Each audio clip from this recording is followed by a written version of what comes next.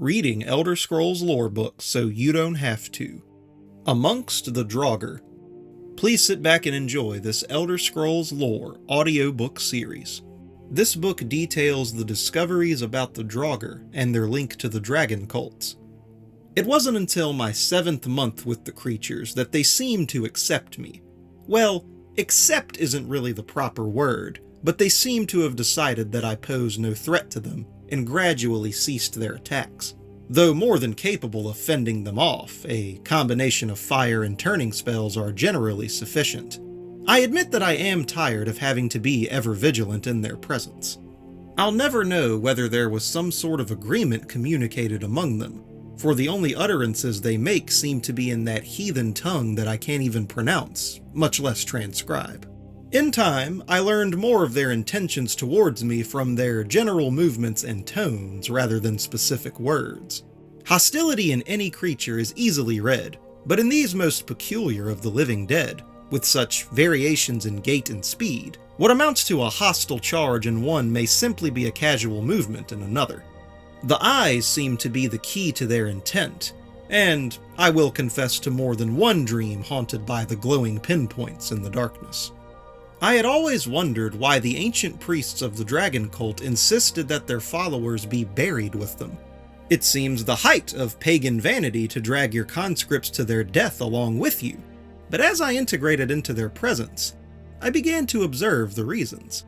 Every day, a different set of Draugr would awaken, shamble their way to the sarcophagus of their priest, and prostrate themselves before it. Several hours of this, followed by a meticulous cleaning of the area. It would appear that the adherents of the dragon priest continue their worship of him in death, which would also explain the ferocity with which they defend his chambers.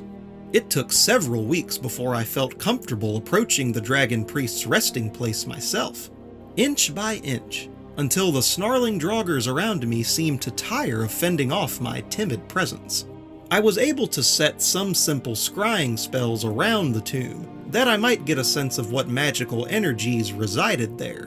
When the next group of Draugr came to pay homage to the priest, I noted a sort of transferal happening, a distinct flow of life force between the adherents and the master. It was here that I finally understood the dragon cult's notion of resurrection. The second eternal life was only promised to those who ascended to the priesthood, but the lesser functionaries contributed their life force to sustaining them for eternity. I don't know what sort of eternal wellspring they draw from, but it's clear that each Draugr carries only the barest whisper of life in it, and rekindles it nightly while resting in its niche. I now believe that the grotesque forms that we see in the barrows were, in fact, buried fully as men and women, and only over the thousands of years that have passed withered into the wretched things we know. If we had visited a barrow directly after its construction, we might not have even known any of its inhabitants were dead. These discoveries and extrapolations excite me, and my mind aches to return to the barrows. I have only paused here at the college to transcribe these notes and gather further supplies for a more extended stay.